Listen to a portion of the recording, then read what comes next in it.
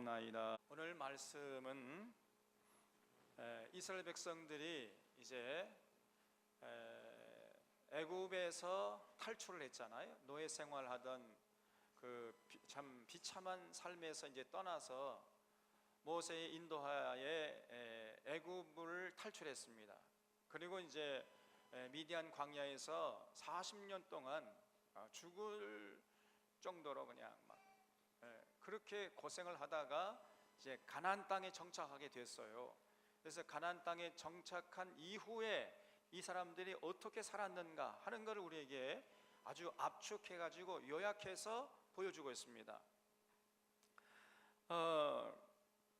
그 이스라엘 백성들이 여호수아 지도하에 이제 가나안 땅에 정착을 했거든요. 그러면은 자기들을 거기까지 인도하신 하나님께 감사하고 그 하나님의 뜻을 따라서 살면서 아름답게 행복하게 살아가지고 하나님의 영광이 되고 기쁨이 되고 하나님 참 마음을 흡족하게 해드렸으면은 참 좋았을 텐데 불행하게도 그러지 않았어요. 그 가나안 땅에 정착해가지고 이스라엘 백성들이 하나님을 섬기지 않고 그냥 바알을 섬겼단 말이에요. 어처구니 없게도 자기들을 그 아름다운 가나안 땅까지 인도하신 하나님의 은혜를 저버리고 이상하게도 다른 동네 가가지고 그 가나안 사람들이 섬기던 바알을 섬기고 말았습니다. 그러니까 이스라엘 백성들을 그 가나안 땅까지 인도하신 하나님은 어떻게 되는 거예요? 그냥 하나님이 벙 찐 거죠. 그냥 자기들을 거기까지 인도하신 하나님을 섬기고 하나님을 기쁘게 해야 할 텐데 이상하게도 바알을 기쁘게 해요, 이 사람들이. 그러니까 여호와 하나님이 서기상하다가 진노하신 것입니다. 그래서 이스라엘 백성들을 그냥 노력하는 자들의 손에 넘겨주셨다고 그랬죠. 오늘 말씀을 보면은. 그래서 하나님이 이제 내가 너희들 그 주위에 있는 그 이방 사람들 손에 팔아 넘기겠다. 그래서 너희들을 노예로 다시 전락시키겠다는 거예요. 그래서 내가 너희들 이제 더 이상 도와주지 않고 너희들에게 재앙을 내리겠다. 하나님께서 그렇게 화를 내셨습니다. 그래서 이방 군대를 보내가지고 식민지로 전락시켜버리겠다. 그렇게 말씀하셨어요. 그래서 결국은 하나님 말씀대로 이방 군대가 와요. 그래서 이스라엘 백성들이 이제 그 이방 나라의 지배를 받는 겁니다. 그러면 얼마나 고통스럽겠어요. 이스라엘 백성들이 하나님의 통치를 받으면은 참 평화롭게 행복하게 사람이 사람답게 그 사람의 인권을 보장받으면서 아름답게 행복하게 더불어 살아가는데 이방 나라 그 군대의 통치를 받아봐요. 여기 우리 청소년들이라든가 뭐 젊은 사람들은 식민지 시대를 경험하지 않아서 얼마나 식민지 시대가 비참한지 잘 모르지요.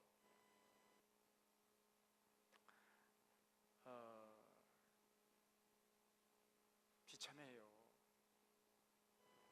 나라의 주권을 빼앗긴다는 것은 그거는 정말 개되지만도 못하게 살아가는 삶을 의미하는 것입니다, 여러분. 그 이스라엘 백성들이 그러니까 고통스럽잖아요. 그러니까 이제 그때서 정신 차려가지고 아이고 하나님 제발 이 고통에서 좀 구해 주시옵소서. 그러니까 하나님께 울부짖어요. 그러면 이제 하나님이 불쌍히 여겨가지고 사사를 보내요. 굉장한 능력의 어떤 사람을 딱 택해가지고 보내서 그 사사의 힘을 빌어가지고 그 어려움, 그 재앙에서 건져주세요. 그러면 이스라엘 백성들이 한동안은 정신 차려가지고 하나님을 잘 섬겨요. 다시 말씀드려서 하나님 뜻을 잘 받들고 하나님의 규례와 법도와 명령, 하나님과 맺은 언약 잘 지켜요. 그러면 이제 모든 사람들이 행복하게 더불어 살아가요. 뭐 하나님의 규례와 법도와 명령의 핵심이 뭐라고 그랬죠? 하나님을 사랑하고 이웃을 사랑하라.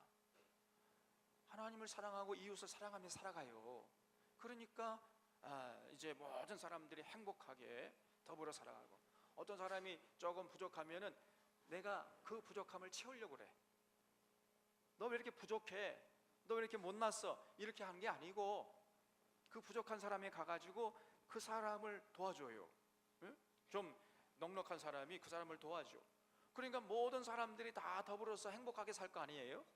그러면 이제 그 나라가 힘이 세져요. 그러니까 이방 나라가 또 쳐들어오지 못해. 이렇게 되는 거예요.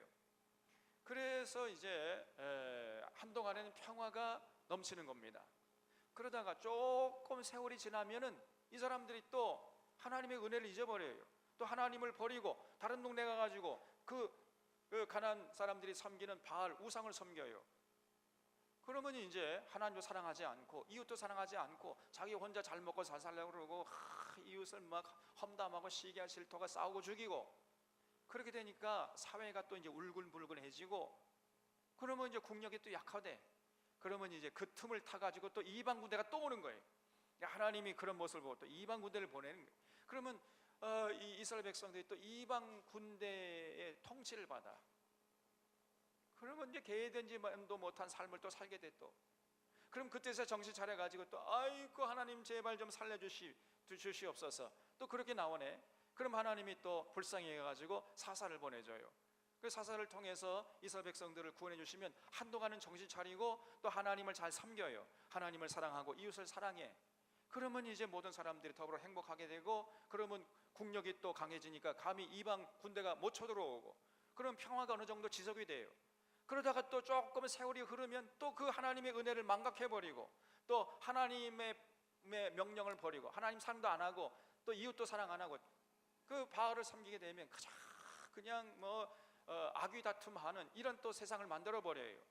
그러면 국력이 약화되니까 그 틈을 타가지고 또 이방 군대가 또 쳐들어와. 그래서 또 식민지로 전락을 해. 그럼 이스라엘이 고통스러워. 하나님께 또 불러주면 하나님이 또 사사를 보내요. 그럼 한동안은 또 괜찮아져. 이러한 시대를 360년 동안이나 살았단 말이에요, 이스라엘 백성들이. 그래서 오늘 그 본문 말씀에 그 이제 하나님께서 진노해가지고 이스라엘 백성들을 이방 민족에 팔게 되면은 그 하나님께 부르짖으면 여호와께서 뜻을 돌이켜가지고 사사를 보내가지고 구원해 주셨는데, 문제는 사사가 죽게 되면 사사가 끝까지 영원히 살 수 있는 게 아니잖아요. 그럼 사사가 한 30년 40년 이제 살다가 돌아가시면 이스라엘 백성이 또 까맣게 하나님의 의를 잊어버려요. 그래서 자꾸 바알을 섬겨요. 그러니까 또 이제 더욱 폐괴하니까 하나님이 진노해가지고 이 백성은 내가 그들의 조상들에게 명령한 언약을 어기고 내 목소리를 청족하니 아니하니까 나도 또 이 이방 사람들에게 너희들을 팔아넘기겠다. 그래가지고 또 식민지로 전락하고, 이런 역사를 끊임없이 반복했다는 거예요. 이게 이스라엘 백성들의 역사라는 겁니다. 여러분, 온 나라, 온 국민들이 다 하나님을 버리면 이제 하나님이 분노하시는 거예요. 그 하나님의 분노의 결과로 결국은 이방 군대가 오는 겁니다. 그래서 우리나라도 몇 년도에 우리나라가 일본의 식민지가 됐죠? 여러분? 1910년 1910년도에, 그러니까 지금부터 몇 년 전이에요? 108년 전이에요. 108년 전에. 약 100년 전에 우리가 저희 일본 애들에게 식민지 당했다니까요, 여러분. 네? 일본 애들이 오면은 어떻게 하겠어요? 일본 청년, 일본 학생들하고 여러분들하고 같이 학교에 가면은 학교 선생님들이 일본 학생들은 아이고 이뻐라 아이고 이뻐라 그러고, 우리 여러분 같은 너는 나가서 죽든지 말든지 그렇게 차별 대우했단 말이에요. 네? 일본 학생들은 맛있는 거 좀 여러분들 주지도 않아. 우리 이 한국 사람들은요, 한국말도 못하게 했어요. 한국말도 쓰지 못하게 했다니까. 일본말을 배우고 일본말을 쓰게 했어요. 우리 이름도 못 부르게 했어. 다 창씨 개명을 했어요. 다 일본식으로 이름을 고쳐라. 아니 우리가 우리 이름을 우리가 불러야 되는데 그 못 부르게 했다니까요. 다른 이름을 지어가지고 일본식으로 부르게 했어요. 단발령을 내려가지고 우리 머리 조상들이 대대로 그냥 길러오던 소중한 이 머리카락을 다 잘라버리게 했어요. 나쁜 짓을 했어요, 일본 놈들이. 우리가 이 다른 나라의 지배를 받게 되면 그런 비극적인 삶을 살게 돼요. 개돼지만도 못하게 산다 그 말이에요. 또 일본 사람들이 와가지고 전쟁을 일으켰잖아요. 그러니까 이제 군인이 필요하니까 여러분들 언니 오빠들 전부 잡아가가지고 남자는 총알바지로 군대에 내보내고 여자들은 성놀이개로 끌고 다니고 그랬단 말이에요. 그 일본 애들이 그랬어요. 다른 나라의 식민지로 전락되면은 그러한 비극적인 고통을 맛봐야 돼요.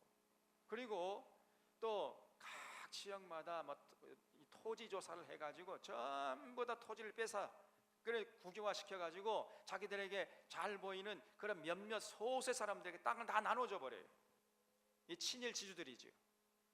그리고 이제 온 국민들은 그 친일 지주들의 밭에 가가지고 농사를 지면은 이제 1년 동안 농사 내내 지어 놓잖아요.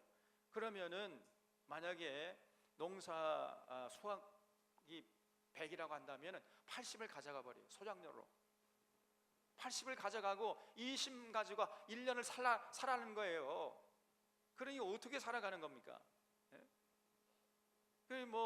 가을에 이제 좀 농사 짓고 나면은 80을 다 가져가 버려요.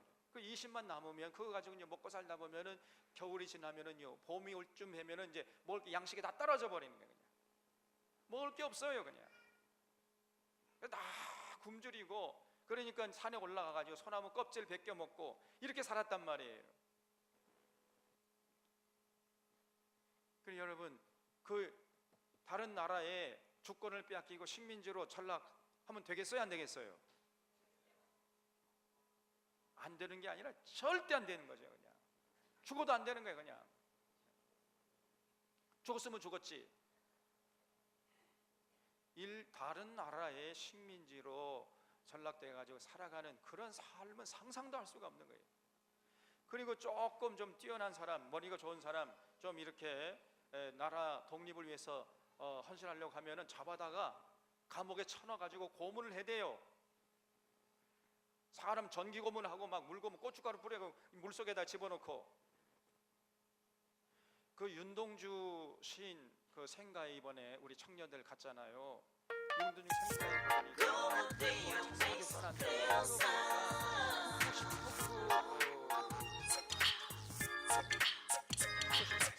후쿠시마 형무소에 29세의 윤형주 청년인데, 그 일본의 절치면 도쿄에 갔다가 이제 교토에 가서 이제 유학 생활을 하고 있는데 그 사람 경찰이 잡아갔어요.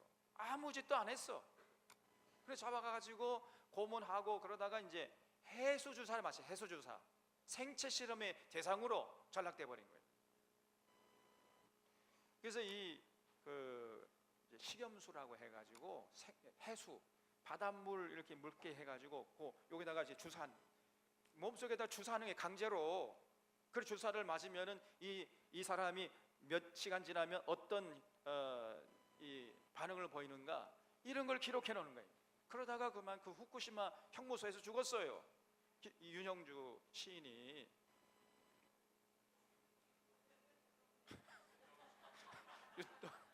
윤형주 시인은 그 윤동주의 사촌 뭐가 친척입니다만은 윤형주가 나와 여기서. 윤동주, 그러한 아주 정말 고통스러운 나날을 우리가 보냈단 말이에요. 다시는 그러한 역사를 기록하지 하면 안 돼. 네? 그러면 여러분, 왜 그랬습니까? 왜?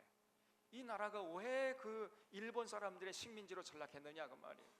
그 이유가 뭐예요? 그 근본적인 원인이 뭐냐? 온 나라 백성들이, 온 국민들이 하나님을 섬기지 않았기 때문입니다. 하나님의 뜻을 저버리고 하나님 명령에 순종하지 않고 이 정치인들, 권력자들, 이런 사람들, 또 지주들, 자기 백성 챙기는 게 혈안돼 있고, 또 국민들은 그런 걸 좋게 여기고 전부 그렇게 살았어요. 그러다 보니까 국력이 약화된 거죠. 그래서 이 일본 사람들이 들어와 가지고 자기들이 주인 행세를 하는 거예요. 그냥 우리 이 땅의 주인은 우리인데 우리들을 아주 못살게 굴고 함부로 사람 잡아다가 총알바지로 하고 여자들은 잡아다가 성놀이개로 부려먹고 말이, 그리고 군량미 약탈해가고 온 나라를 폐허로 만들어버리고 이런 끔찍한 짓을 했단 말이죠. 여러분, 그 이유가 뭐냐, 이 당시에 뭐 예수 믿지 않은 사람들은 믿지 않으니까 뭐 그렇다 치고더라도 예수 믿는 사람들조차도 예수를 제대로 안 믿었어요. 교회가 타락했단 말이죠. 교회가 전부 당시에 그 교회들 전부 이제 식민지로 전락했어요. 그래서 1919년 3월 1일 날 3.1절 그 독립운동을 한 다음에 그때까지만 해도 교회가 건강했습니다. 그래서 대한독립 만세, 대한독립 만세 하는데 결정적으로 인프라를 제공했던 조직이 바로 한국교회였습니다. 그래서 동시다발적으로 전국에서 그냥 그 3.1운동 선언문을 막 인쇄할 때 등사기로 인쇄했잖아요. 그 인쇄를 하는 걸 누가 장소를 제공했느냐? 한국교회가 장소를 제공한 거예요. 그래서 전부 다 그냥 막 그날 밤에 다 등사기로 인쇄해가지고 전국에 교회를 이제 네트워킹 해가지고 전부 교회를 중심으로 이렇게 독립선언문을 내려보내가지고 동시다발적으로 그냥 더 선언문을 발표하게 했던 거예요. 대한독립 만세! 그러니까 이거를 경험한 다음에 이 일제가요 등골이 서늘해졌던 거예요. 그래가지고 이 교회를 핍박하기 시작했습니다. 교회에 지도자들, 목사님들 잡아다 감옥에 쳐놓고 좀 건강한 신앙인 사람 전부 잡아 감옥에 고문해가지고 죽이고, 그러면서 이제 교회 안에는 그냥 타락한 사람들, 배교한 사람들, 쉽게 말하면 쭉쟁이들만 남은 거예요. 그래가지고 교회가 건강치 못했어요. 그 이후로 3.1운동 이후로 교회의 신앙이 신비주의로 흘러버렸습니다. 여러분, 그 전만 해도 이 역사 참여적인 그런 성격을 갖고 있었거든요.